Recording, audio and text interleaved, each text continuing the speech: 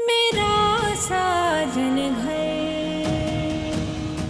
अपने बाबूजी की सोच को जानते हुए भी तुमने इतनी बड़ी बात सबसे छुपा दी।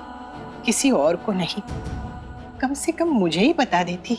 मुझे लगा पहले सब पूजा को अच्छे से जान ले, पहचान ले, फिर अगर सच सामने आ भी गया तो फिर उसके बारे में कोई गलत धारणा नहीं रहेगी। और मुझे तो पूरा यकीन था कि जब बाबूजी देखेंगे कि पूजा कितनी समझदार है, कितनी संस्कारी है, तो फिर ये सच उतना मायने नहीं रखेगा। लेकिन मैं गलत थी, बाबूजी तो माने ही नहीं।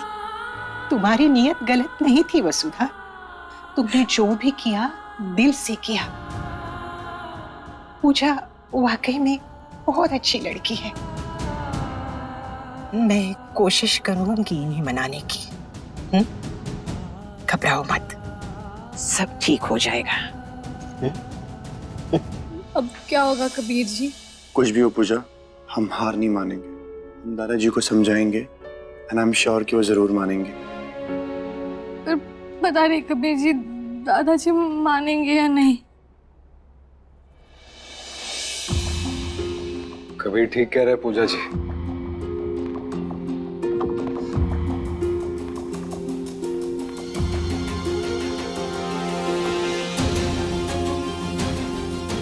हम सब साथ मिलकर दादाजी से बात करेंगे। लेकिन अगर 17 साल से दादाजी की सोच नहीं बदली तो अब कैसे बदलेगी?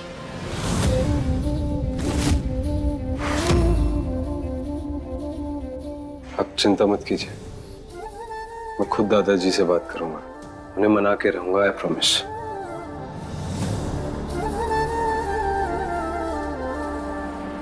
आप ये सब क्यों कर रहे हैं जी? पूजा एक गुणी और संस्कारी लड़की है, ये तो आपके ही शब्द थे। सिर्फ उसकी एक पहचान से आपका उसके लिए नजरिया क्यों बदल गया? क्योंकि इंसान की पहचान ही मेरे लिए मायने रखती है, और इंसान की असली पहचान उसकी फितरत से होती है, उसकी हरकतों से नहीं। और फितरत से अस्तित्व जन्म लेता है, और पूजा का अनाथ होना ही उसका अस्तित्व है। और मैं ऐसे अस्तित्व को अपने घर का हिस्सा कतई नहीं बनाऊंगा। कबीर और पूजा एक दूसरे से प्यार करते हैं, पूरा परिवार उन्हें पसंद करता है। और सच तो ये है कि जब वो अनाथ है ये आपको पता नहीं था, तो आपके लिए भी वो इसी घर की बेटी थी। कल और आज में दिन और रात का अंतर है अंबिका जी, और मेरे सब्र का और इम्तिहान मत लीजिए। मुझे इस बारे में कोई बात नहीं करनी है। पूजा इस घर में सिर्फ और सिर्फ पैसों के लिए आई है, और मैं अपने पोते को बर्बाद होने से बचा रहा हूं। आप अपने पोते को बर्बाद होने से नहीं बचा रहे हैं, उसका दिल तोड़ रहे हैं, बिल्कुल वैसे ही जैसे सालों पहले आपने देवेन का तोड़ा था। आप पर जो बीता है उसकी कीमत बच्चों से क्यों वसूली जा रही है? पहले देवेन, फिर कबीर और पूजा। आखिर आप अपनी बीती हुई पीड़ा को बच्चों पर जुल्म बना के क्यों मारना चाहते हैं? माँ, आप एक पराई लड़की के लिए बाबूजी से क्यों बहस कर रही हैं? बाबूजी अपनी जगह बिल्कुल ठीक है, मैं तो पहले से ही कह रही थी। वो कोई आम लड़की नहीं है, नागिन है, नागिन। देखा आपने, डस लिया ना उसने पूरे परिवार को। शर्म नहीं आती हमारी बातें सुनते हुए? और सुन, जब बड़े बात कर रहे हैं तो बीच में अपनी जहरीली जुबान मत डाला कर। बस माँ, बहुत हो गया। अब मैं और चुप नहीं रहूंगी। हमेशा आप मुझे ही कोसती रहती हैं, मुझे ही बोलती रहती हैं। आपको दिखाई नहीं दे रहा ये सब कुछ वसुधा भाभी और उस लड़की की वजह से हो रहा है। अमृता! आप उन्हें कुछ नहीं कहेंगी, हमेशा मुझे ही चिल्लाती रहती है, मुझे ही डांटती रहती है। अमृता! अभी के अभी यहाँ से निकल जाओ, वरना मेरा हाथ उठ जाएगा आज। जा।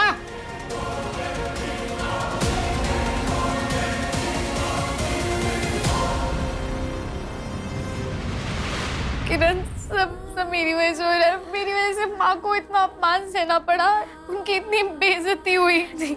इसमें तुम्हारी कोई गलती नहीं है, प्लीज शांत हो जाओ। एग्जैक्टली पूजा, हर बात का दोष ना तो प्लीज खुद को मत दिया कर। किरण, तुम नहीं समझ रही हो। मैं अगर यहाँ पे नहीं आती ना तो ये सब नहीं होता। माँ को इतना अपमान नहीं सहना पड़ता। किरण, वो मेरी वजह से दुखी हुई है। नहीं, ऐसा कुछ नहीं है। तू प्लीज शांत हो जा। पूजा,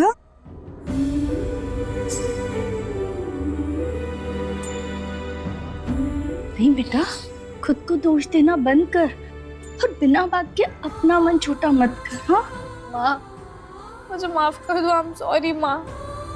बस चुप कर, बार बार माफी मत मांग। हाँ, मानती हूँ समय थोड़ा कठिन है, लेकिन बेटा ये मुश्किल दिन भी निकल जाएंगे। हाँ, सब संभल जाएगा। बस तू मुझ पर भरोसा कर।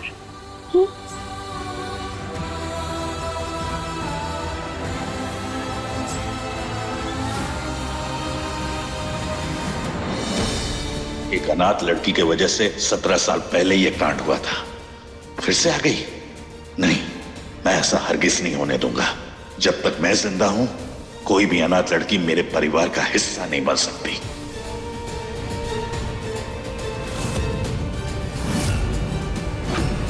अब तुम भी मुझे समझाने के लिए आए हो? मेरा फैसला पत्थर की लकीर है। ये शादी मेरे जीते जी नहीं हो सकती। दादाजी, मैं तो आपको सिर्फ खाने के लिए बुलाने आया था। आपने सुबह से कुछ खाया नहीं है, प्लीज खा लीजिए। मुझे भूख नहीं है। पूजा जी तो आपको दिल से पसंद थी ना, फिर आपको जैसे ही पता चला वो अनाथ हैं, आप पूरी तरह बदल गए। क्यों? वो अनाथ है, उसमें उस बेचारी की क्या गलती? गलत तो ये सोच है दादाजी। तुम लोगों को मेरी सोच गलत लगती है ना, लेकिन तुम शायद जानते नहीं हो कि मैं ऐसा सोचता क्यों। मेरे फैसले के पीछे एक वजह है जो शायद तुम कभी समझ नहीं पाओगे। दादाजी ने सुबह से कुछ नहीं खाया। मैं खाना लेकर जा तो रही हूँ, पर पता नहीं वो खाएंगे या नहीं। ये खाना किसके लिए ले जा रही हो? दादाजी के लिए। अच्छा, कहीं तुमने इसमें जहर तो नहीं मिलाया? नहीं बुआ जी, ऐसी बात नहीं है। मैं ऐसा क्यों करूंगी? क्योंकि मैं तुम्हारा प्लान अच्छी तरीके से समझ गई हूँ। पहले तुमने कबीर को अपने प्यार के जाल में फंसाकर इस घर में आग लगा दी। अब बाबूजी को अपने रास्ते से हटाकर तुम ये पूरी प्रॉपर्टी अपने नाम कर देना चाहती हो ना, है ना? यही बात है ना? नहीं बुआ जी, ये ऐसी बात नहीं, आप गलत समझ रही हैं। तुम जैसी अनाथों के मामले में गलत सोच भी सही होती है। तुम्हारी फितरत ही यही होती है कि बस अमीर घराने के लड़कों को फंसा लिया जाए।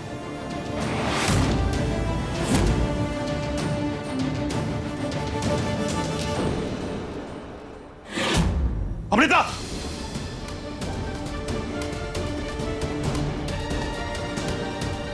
ये क्या बकवास कर रही हो? तुम इतना घटिया सोच भी कैसे सकती हो? और आप क्या कर रहे हैं देवेन भैया? एक अनाथ लड़की के लिए अपनी सगी बहन को डांट रहे हैं। ओह, अच्छा, अब समझ आया। आपको भी तो इसी अनाथ जैसी लड़की ने फंसाया था ना, इसीलिए इन जैसियों पर बहुत प्यार आता है आपको। बस बकवास बंद करो अपनी और निकलो यहां से, वरना हम भूल जाएंगे कि तुम हमारी बहन हो।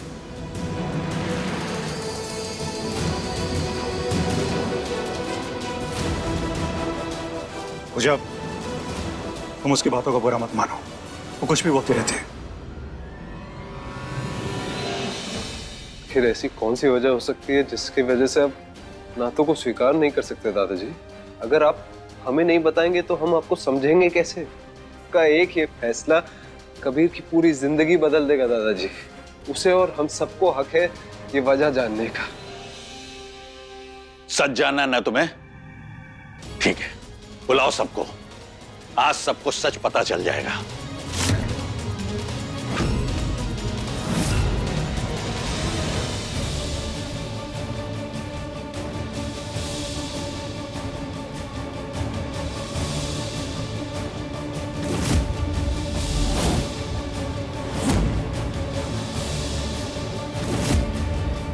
सबको लगता है कि मैं कठोर और निर्दयी हूं ना? तुम्हें लगता है कि हर दर्द की वजह मैं हूं?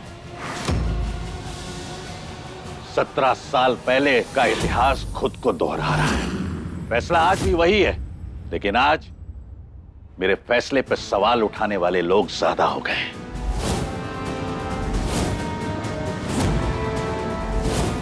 तुम सब मेरे इस फैसले की वजह जानना चाहते हो ना?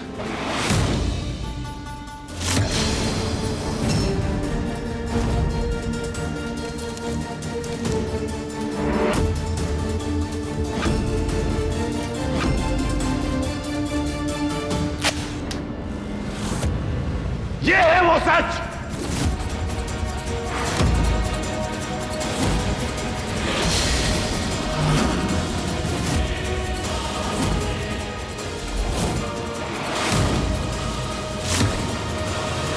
यही है वो औरत जिसने मेरी पूरी दुनिया उजाड़ कर रख दी।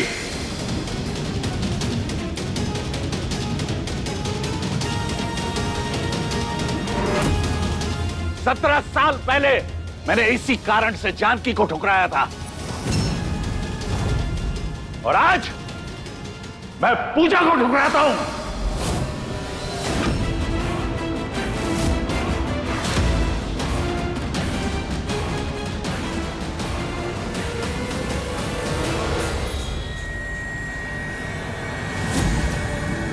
मैं इस अनाथ को बहन बनाकर अपने घर ले आया था, और जानते हो इसने क्या किया मेरे साथ? मेरे माँ बाप भाई सबको जहर देकर मार दिया।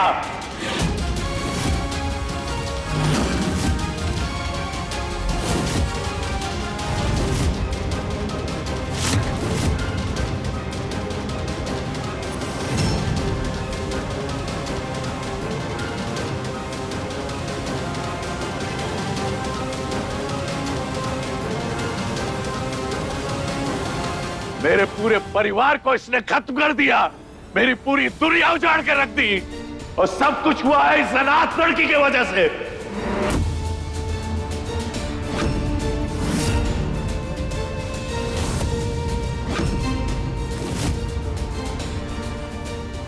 अब जबकि तुम लोग को सब सच्चाई मालूम चल गई है, तो आज मेरे फैसले में जो भी शामिल हैं वो इस तरफ आ जाएं।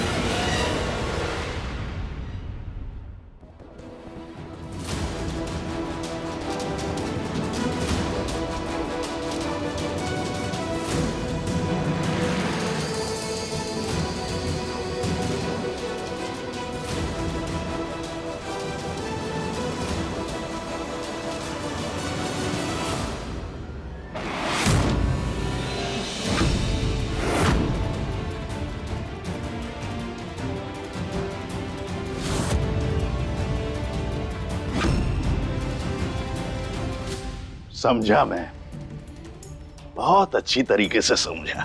मैं घर का मुखिया हूं, इसलिए तुम लोग मेरे खिलाफ नहीं जा रहे हो, मगर तुम्हारा दिल तो इस तरफ है। दादाजी, एक बार अपने दिल में झांक कर देखिए, आप भी इसी तरफ हैं। हाँ दादा, आपके साथ जो कुछ भी हुआ बहुत गलत हुआ, लेकिन इसमें पूजा की तो कोई गलती नहीं है ना। और ये बात तो आप भी जानते दादू, बस आप इस बात को मान नहीं पा रहे। आपका गुस्सा उचित है जी, लेकिन सिर्फ इसलिए कि आपकी बहन ने गलत किया, आप सब अनाथ को दोषी नहीं मान सकते। मैं इतने सालों से खुद को यही समझाता रहा कि आपने जो कुछ भी मेरे साथ किया वो गलत था, लेकिन आपके इस सच ने मेरे दर्द को और बढ़ा दिया। आपने अपना जख्म मुझे दे दिया, और आज इन बच्चों के साथ भी आज वही कर रहे हैं। वही नासूर इन बच्चों को दे रहे हैं। क्यों?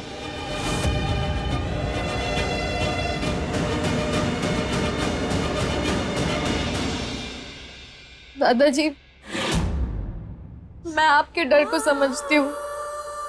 आप कबीर जी और परिवार को बचाना चाहते हैं, लेकिन मैं कसम खा के कहती हूँ कि मैं वैसी नहीं हूँ।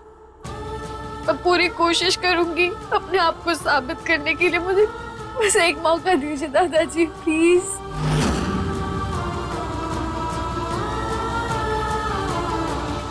बाबूजी, आप तो इतने दिनों से पूजा को देख रहे हैं, आप अच्छे से जानते हैं कि ये बहुत ही नेक और साफ दिल लड़की है। आप प्लीज समझिए।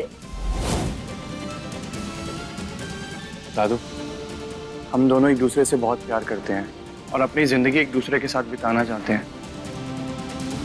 देखिए, मैं जानता हूँ आपके परिवार के साथ जो कुछ भी हुआ वो बहुत गलत हुआ, लेकिन मैं वादा करता हूँ हमारे परिवार के साथ में कभी ऐसा कुछ नहीं होगा। होगा, वही होगा। बाबूजी, आपने इतने सालों तक ये सच अकेले सहा। मैं तो सोच भी नहीं सकती कि आपने अकेले इतना सब कुछ सहा होगा। लेकिन बाबूजी, कम से कम आप अपनी सगी बेटी को तो बता ही सकते थे। आप चिंता मत कीजिए बाबूजी, अब मैं सच जान गई हूँ ना, मैं आपके साथ हूँ। और आप सब लोग बुत बन के क्यों खड़े हैं? सच जानने के बावजूद भी आप इस लड़की का साथ दे रहे हैं। आपको बाबूजी का दर्द दिखाई नहीं दे रहा है? लगता है इस नागिन ने आप सब लोगों को अपने वश में कर लिया है। बस अमृता, चुप कर, बोलती ही जा रही है।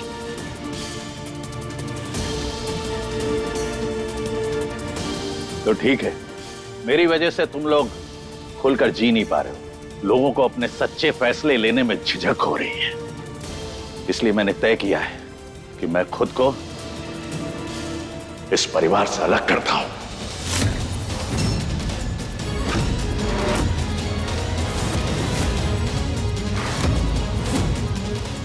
दादू, आज से मैं आउट हाउस में रहूंगा ताकि तुम लोग अपनी जिंदगी अपनी मर्जी से जीने के लिए आजाद हो। आज से मैं इस परिवार का हिस्सा नहीं हूं।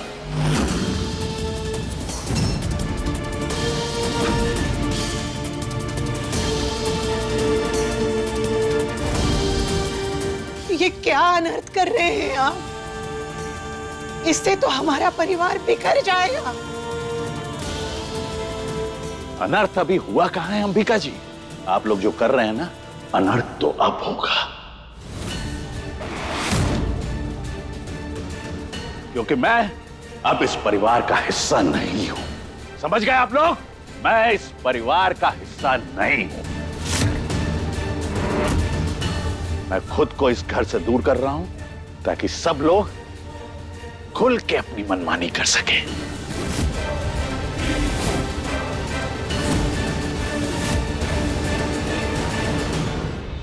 दादाजी प्लीज, प्लीज ऐसा मत कीजिए। मैं नहीं चाहती कि मेरी वजह से इस घर के लोगों के बीच में दरार आ जाए। आप तो इस परिवार की जड़ है ना दादाजी। अगर आप नहीं रहेंगे तो ये परिवार कैसे सुंदर रहेगा बताइए। प्लीज दादाजी ऐसा मत कीजिए, प्लीज। हाँ दादाजी, प्लीज रुक जाइए। मेरा फैसला अटल है।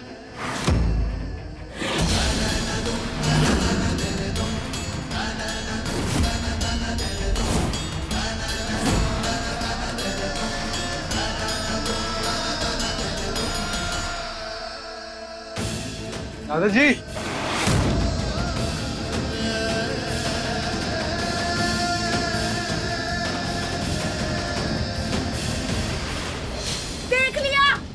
देख लिया आप सब लोगों ने।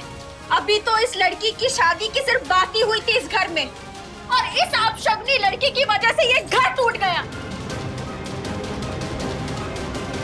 अगर वो लड़की इस घर की बहू बनकर आ गई ना, पता नहीं कितना बड़ा अनर्थ होगा इस घर में।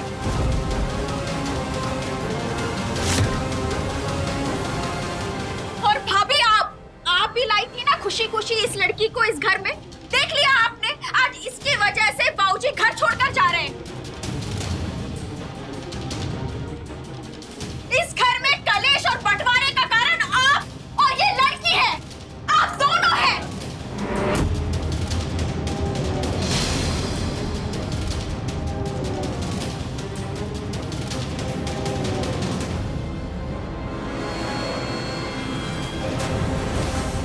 आज मेरी जैसी अनाथ लड़की की वजह से माँ को इतना सुनना पड़ रहा है।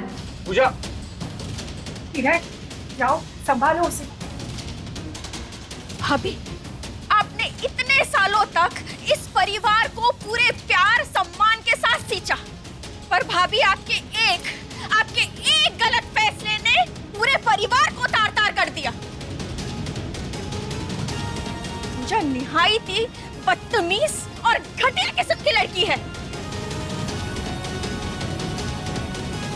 आप लोगों को ये सब कुछ समझ में क्यों नहीं आता? अमृता, आखिरी बार कह रही हूँ, चुप हो जा। क्यों आग में घी डालने का काम करती हो तुम? चली जा यहाँ से। अच्छा माँ, मेरे चुप हो जाने से क्या हो जाएगा? क्या ये सच बदल जाएगा? नहीं, सच तो यही है कि वो लड़की एक ना एक दिन इस घर का विनाश का कारण बनेगी। चली जा।